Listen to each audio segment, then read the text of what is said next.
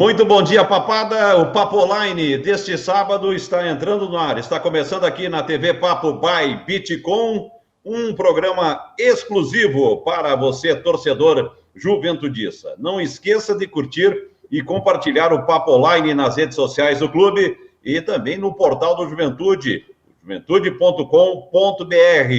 Papo Online de hoje, com as gravações, edição, captação de imagens, Sofia Soares e o Telo Gianni, o cinegrafista Leandro Moré, a produção do Ivan Esgaraboto e o gestor de conteúdo Kleberson Portela.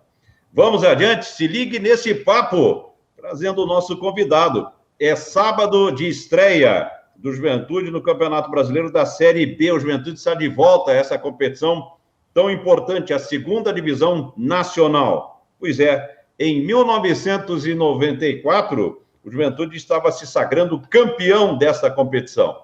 E, portanto, em consequência, também conseguiu acesso para a Série A, o Brasileirão, a elite do futebol brasileiro, e aí foram 13 anos consecutivos nessa competição. E o nosso convidado estava e era titular daquele time de 94, o Marcelo Conte Zoton, era o goleiro titular e tem uma história dentro do Juventude pelas conquistas e também por tudo aquilo que representa para a papada. Bom dia, Zoton. Bom dia, Marcos. Satisfação estar com vocês. A satisfação é toda nossa, é um prazer tê-lo, para a gente relembrar a tua passagem, a tua trajetória no Esporte Clube Juventude. Imagino que está muito assim viva na tua memória, está muito claro na tua memória aquela conquista de 94, Zoton. Marcos, com certeza, né? Sem dúvida nenhuma, a gente jamais esquecerá daquele momento, né? Embora eu tive uma dimensão maior da conquista de alguns anos para cá. No momento a gente sabia que era a importância, lógico, do acesso, do título, mas uma dimensão melhor eu tive nos últimos anos, né? Que a gente, quando o Juventude retornou para a Série B, quando teve o filme do Juventude, onde a gente era solicitado para, enfim, dar algum depoimento, quando a gente encontra o torcedor na rua, e ele ainda reconhece e relembra aqueles momentos de 94. Certo. Bom, mas foi uma campanha que ela foi crescendo, né? Ela foi pegando corpo.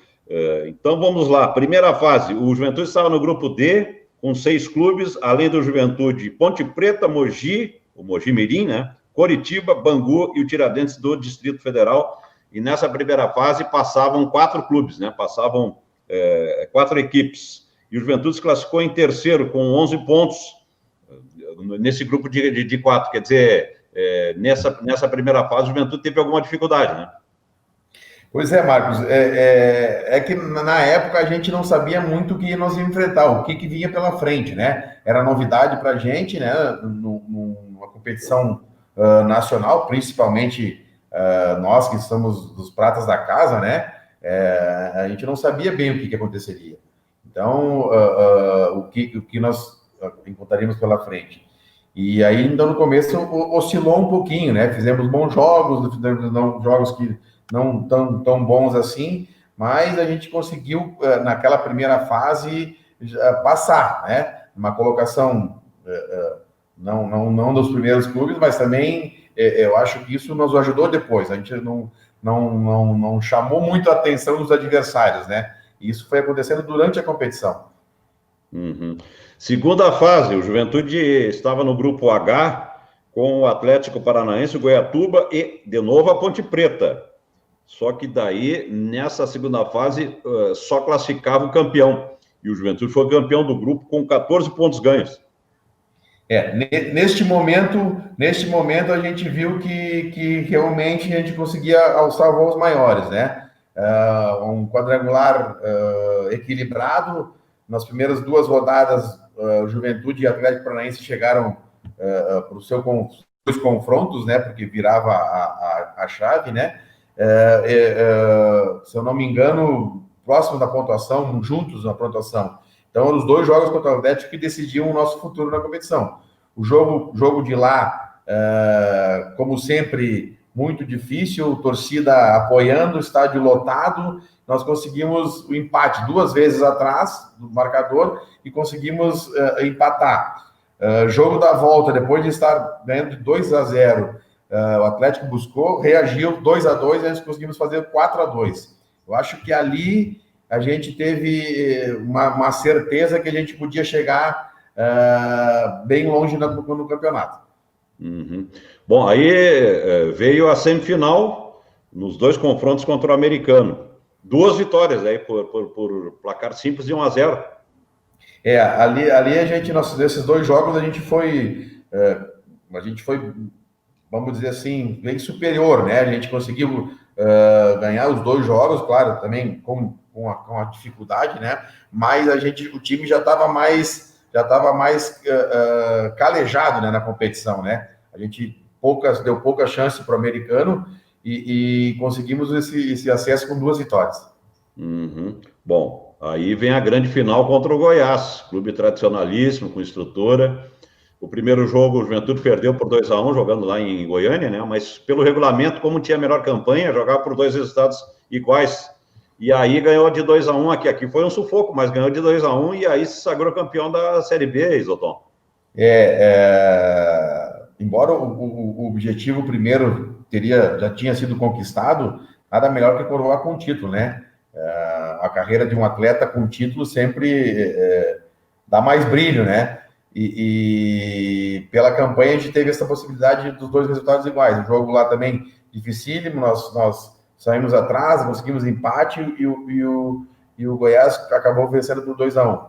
O jogo da volta 1-1 até o finalzinho, um momento que eu não me esqueço é que na época a brigada militar ficava por dentro do alambrado, né?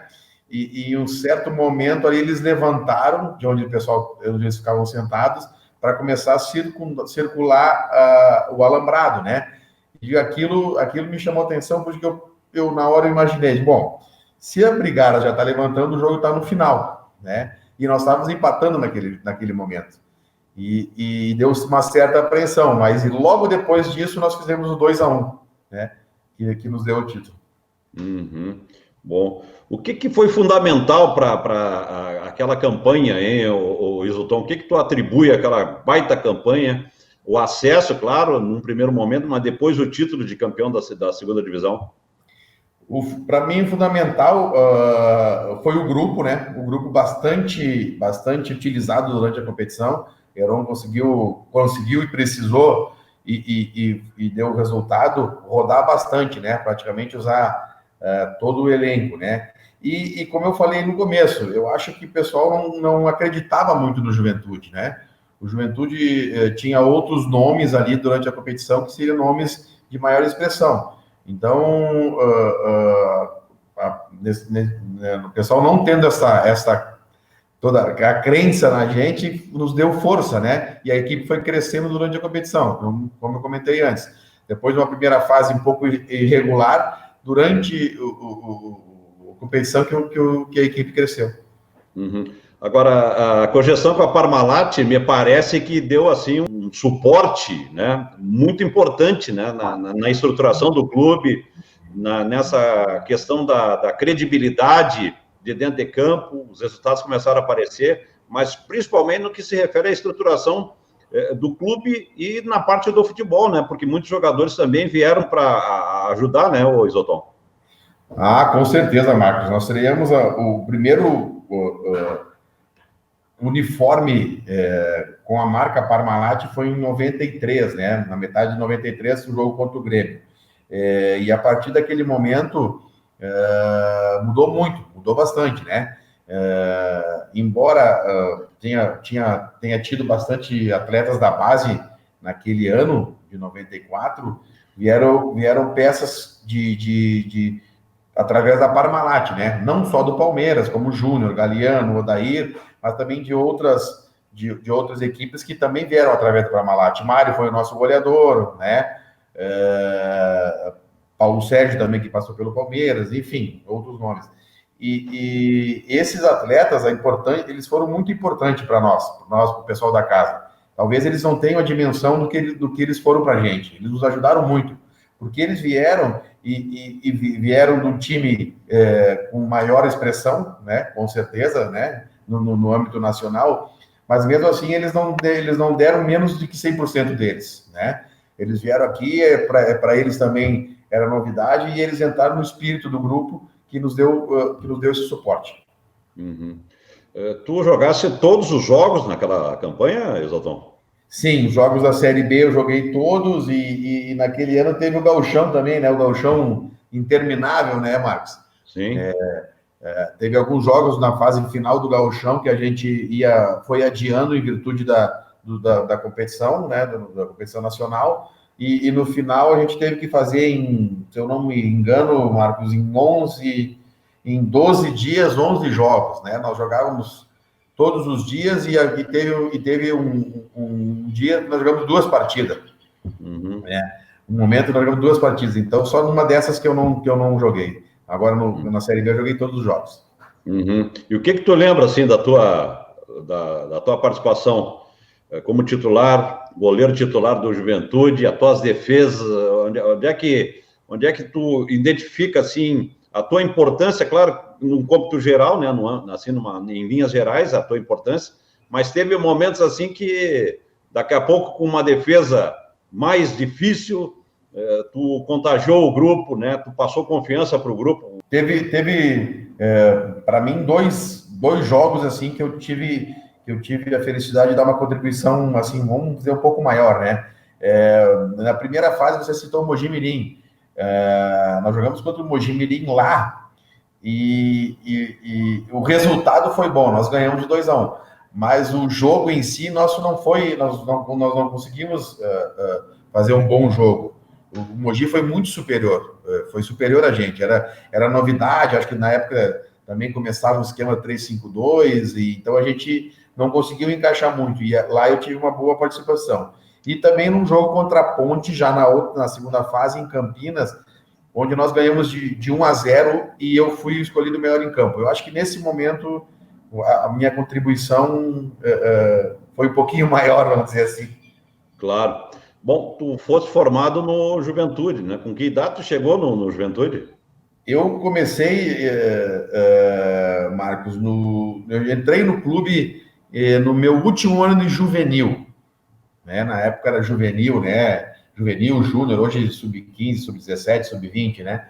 Então eu entrei no sub-17 no último ano, meu último ano de juvenil, já tarde para os padrões do futebol. E naquele ano eu sei que eu vinha do futebol amador, jogava um futebol amador, e cheguei no clube e participei daquela temporada fazendo os 2 últimos jogos só. E aí onde nós caímos fora, e no ano seguinte eu já fui direto para o sub-20, para o júnior, né? Então, em 88, nesse do juvenil, 89, 90 e 91 na categoria júnior. Uhum. Bom, teve um período de 93 a 93 a 96 que o Juventude foi tetracampeão do interior. Tu estava, porque me parece que tu saiu do Juventude em 95, Isoton. Eu participei de 93, 94 e 95 também, né? 95 aí no Gauchão, onde eu fui eleito o melhor goleiro da competição, e depois na sequência do Brasileiro. 96 eu ainda estava no grupo, né?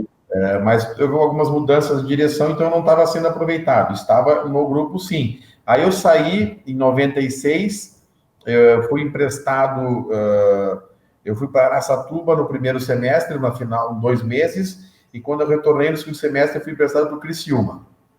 Ah, certo. Então, participou daquela trajetória importante também do Juventude naquele período, entre 93 e 96.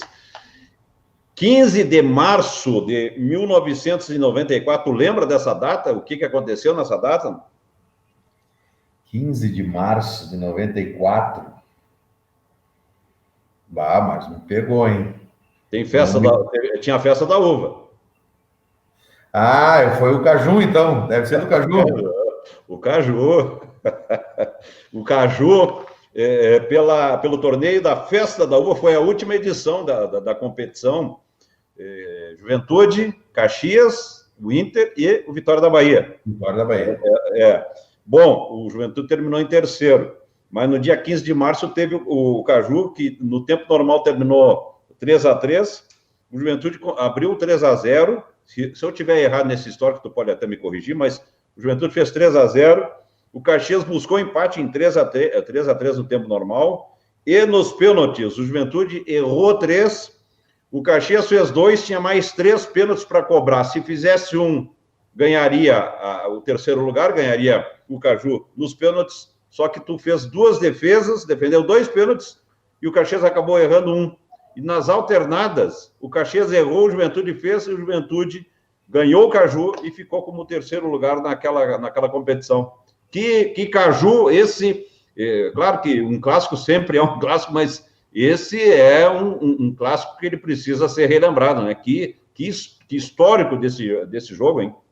Com certeza, né? Tu vê como o futebol tem alternativas, né? Foi bem essa mesmo. 3-0, o Caxias conseguiu empate e o Juventude nos pênaltis errou os primeiros 3. Errou o primeiro, o Caxias fez 1-0, errou o segundo, o Caxias fez 2-0 e errou o terceiro.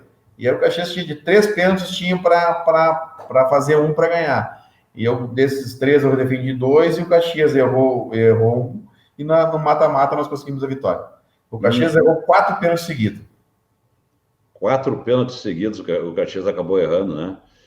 E aí marcou o torneio da Festa da Uva, que foi ali, não teve mais. É uma pena até, não teve mais essa competição.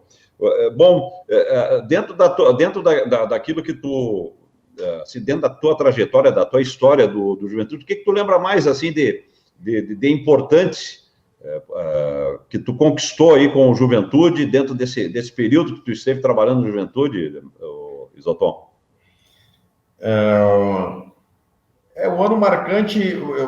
A minha estreia no profissional foi no jogo contra o Guarani de Venâncio Aires. Eu entrei no intervalo, na época o goleiro era o Paulo César, se tornou o seu Vicente Arenari, e ele machucou e eu entrei no intervalo.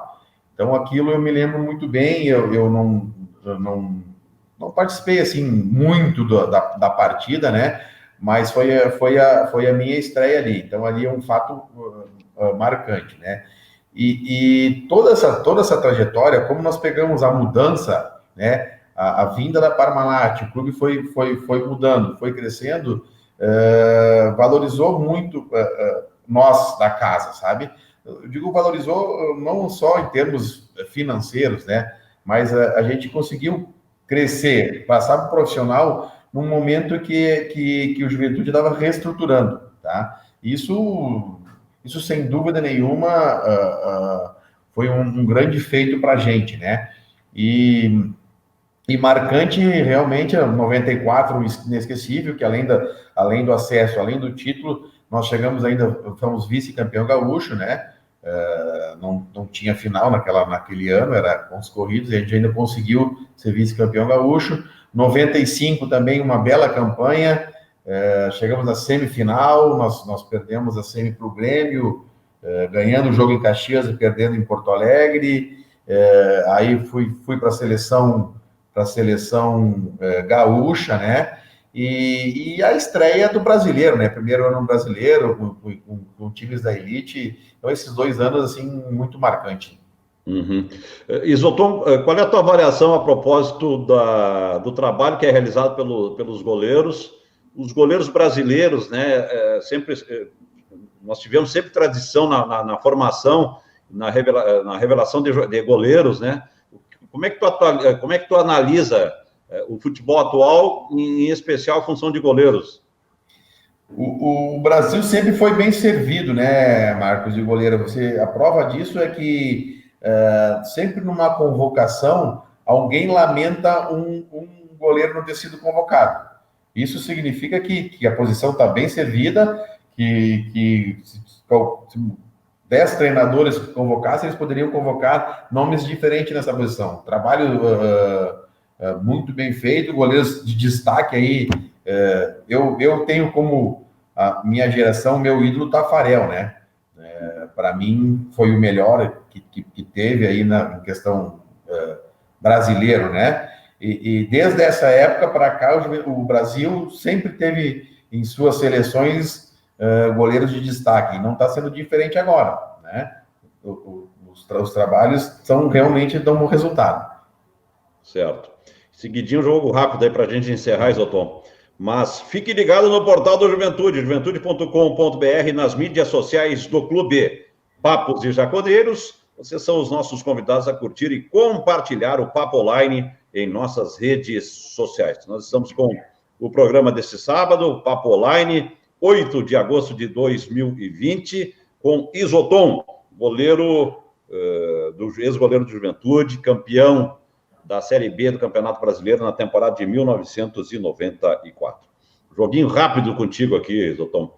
Quem é que tu gostaria de destacar neste momento, assim, as pessoas que tu lembra que te deram apoio para te conseguir ser atleta profissional, seja no início no Juventude e, de repente, em outros clubes, mas em especial no Juventude, Isoton?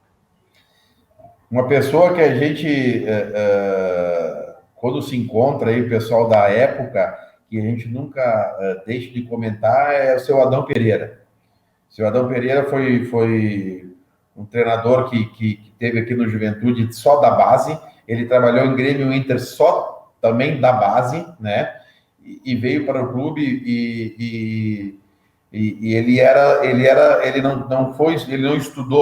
não estudou, ele tinha a visão. Foi um treinador assim muito simples, mas que tinha uma visão muito grande. Tanto hoje o Lauro, que é um dos ídolos do clube, foi ele que trouxe, né? Foi ele que descobriu no futebol, vamos dizer assim.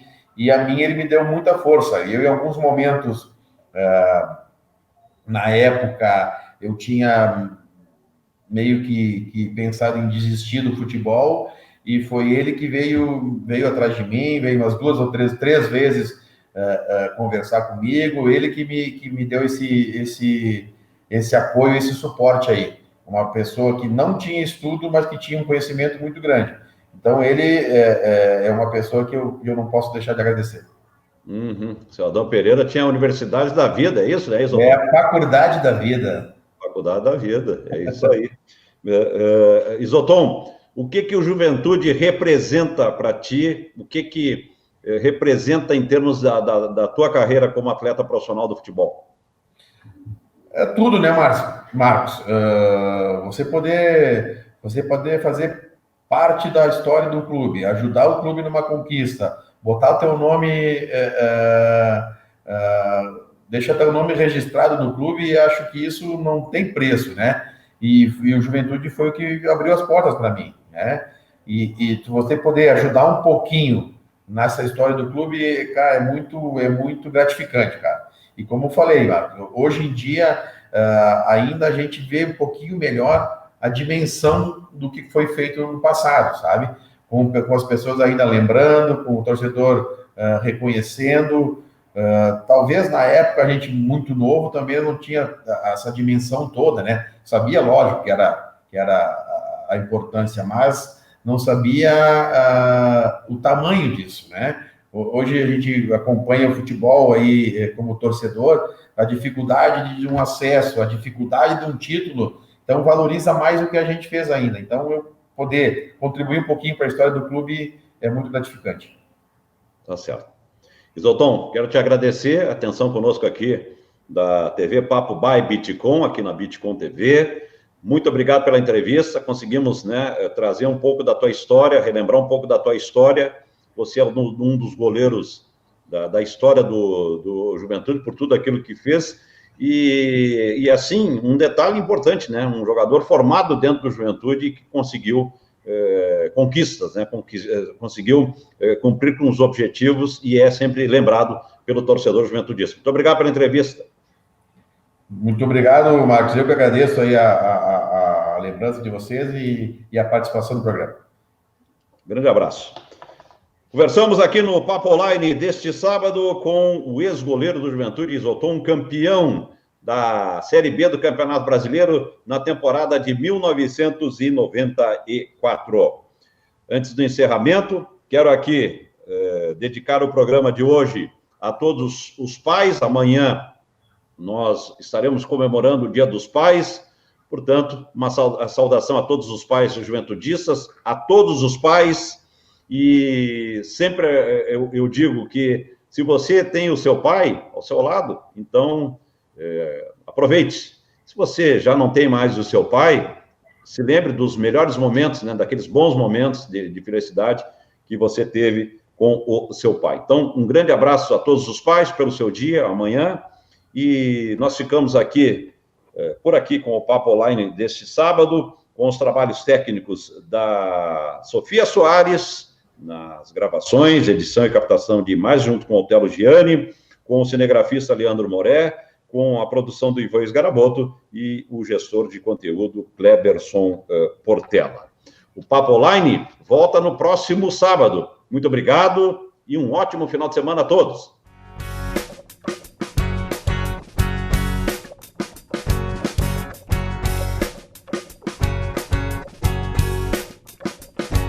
Muitas coisas a gente aprende ao longo da vida. Outras delas a gente esquece e não lembra jamais. O que levo gravado no